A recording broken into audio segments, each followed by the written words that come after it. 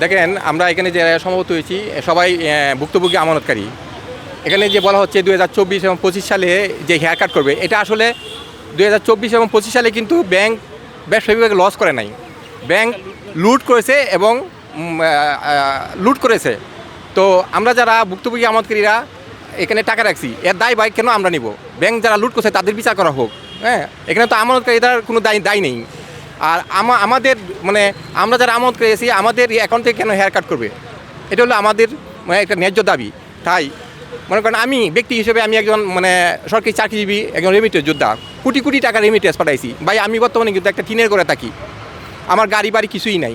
হ্যাঁ, আমি কিন্তু এই টাকাগুলা সদ্য ওই পেনশনে যায় টাকাগুলো ব্যাংকে রাখছি। আমি লেনদেনই করছি 2024-25 সালে। হ্যাঁ, তাহলে ভাই আমরা কোথায় যা দাঁড়াবো? আমরা ব্যাংকে টাকা রেখে কি অপরাধ করেছি? তাই আমার বিনীত আবেদন মাননীয় প্রধানমন্ত্রী, উনি অত্যন্ত ভালো মানুষ। হ্যাঁ, আমরা তাকে ভোট দিয়েছি।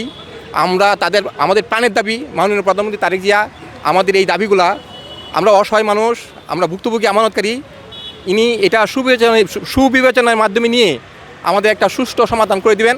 নতুবা উনি আমাদেরকে গলা টিপে মেরে ফেলাক। আমাদের পিঠ কিন্তু দেয়ালে লেগে গেছে। আর এটা যদি মনে করেন পয়সালা না আসে, তাহলে আগামী 7ই এপ্রিল আমরা বিক্ষোভ কর্মসূচির আন্দোলনের ডাক দিব ইনশাল্লাহ। হ্যাঁ, সারা বাংলাদেশ থেকেই ভুক্তভোগী আমানতকারীরা এখানে পার্টিসিপেট করবেন। হ্যাঁ।